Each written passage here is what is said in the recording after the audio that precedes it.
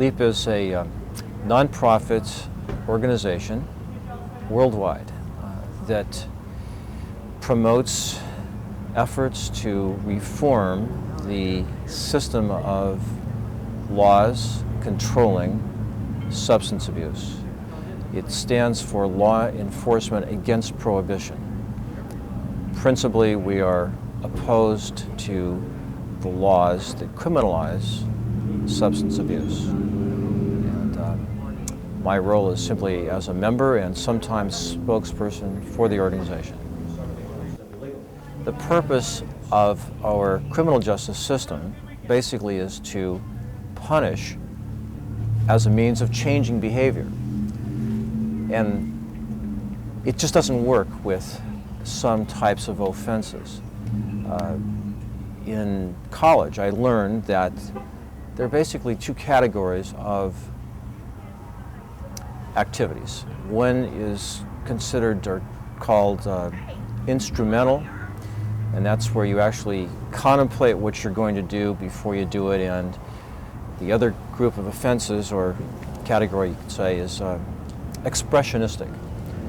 An example of instrumental would be if you're late for a class at school and you are interested in getting there on time, you're going to look at that red curb and think about balancing the cost of a ticket on the one hand versus parking there and getting to class on time.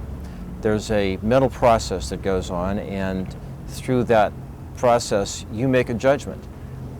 That judgment is affected by the threat of punishment. We know that in instrumental crimes, people are affected. If you're thinking about cheating on your taxes and you know that your neighbor went to prison for it, you're less likely to do it.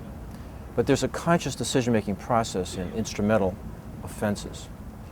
Those that are expressionistic tend to be totally without that element. Those are people who are, by their very nature, addicts, or they're doing something to themselves involving drugs.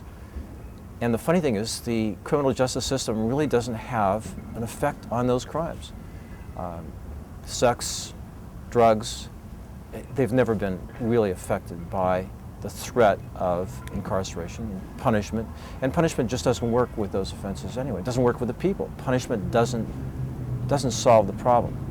Our system, unfortunately, is based on a bunch of theories that every problem can be solved with greater punishment. So it's kind of like to the hammer, every problem looks like a nail. We continue to use punitive laws to correct a problem which can't be corrected with those laws. Instead of putting those resources into white-collar offenses and those offenses where we could put violent people out of harm's way, we are spending so much money, $69 billion a year, on drug offenses. It's just a waste of resources, and it corrupts our police. It creates a great deal of hostility within our society because the laws tend to be enforced in a prejudiced fashion. We don't really expect Rush Limbaugh or Willie Nelson to be having to go to prison, but that's, that shows some of the inequities when we see how maybe rich people are treated differently from those who are found on the street and under the influence and in possession. Why is marijuana still considered a Schedule I drug? Those schedules and those decisions are, again, political. Our legislators make decisions as to whether these things are going to be punished and what the punishments are going to be. We see politicians getting elected more easily when they take a hardline stance on this particular issue. We feel in part the hardline stance is really one of classism.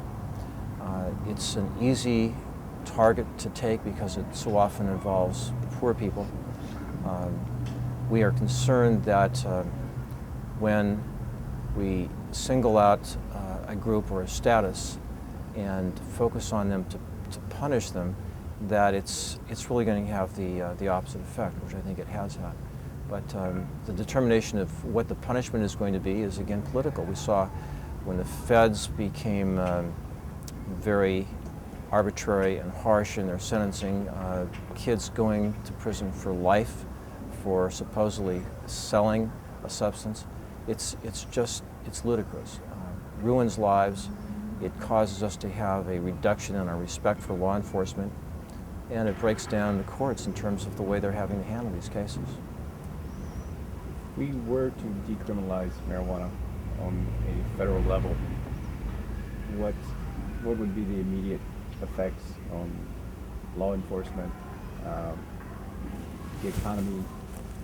What do we stand to gain or lose from decriminalization? And who does it affect most directly and most quickly? It may be a lot of speculation, but I think we could look to our experiment with prohibition and alcohol and see what changes would follow. We would expect that it would not just be decriminalized, but there would be some system of regulation and provision to those who need it put in place.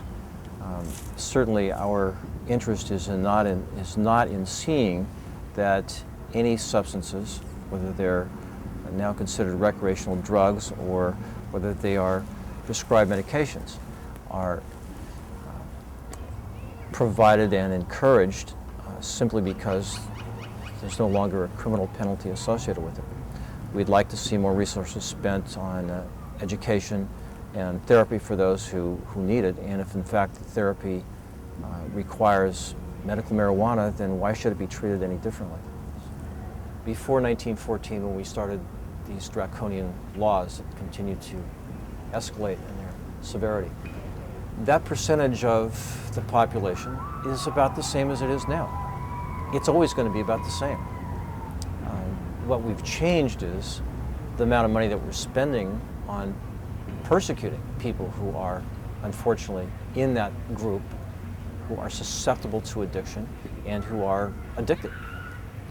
We would like to see the government be proactive in a positive way rather than negative, rather than heaping money on law enforcement so that they can bash down doors and beat people and cuff them and put them in jail, that they would spend those resources on explaining to kids the whole story about all substances, alcohol included, and then spend resources on helping those who are addicted and ignore those who are not hurting others.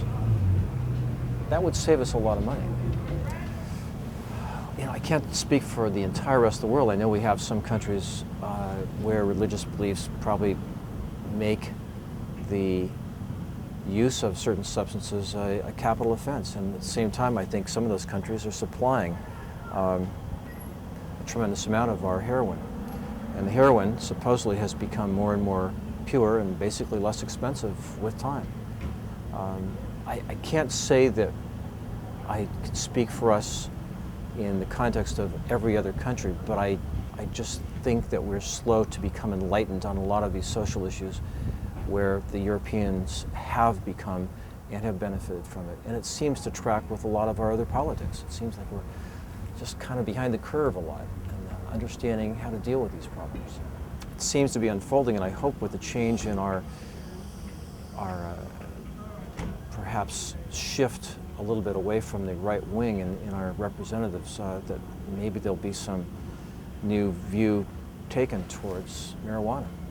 It just doesn't seem like it's the problem any more than gay marriage or other divisive issues that tend to get used. It doesn't seem like it's really the problem that's hurting our country right now. We have much better places to spend our money.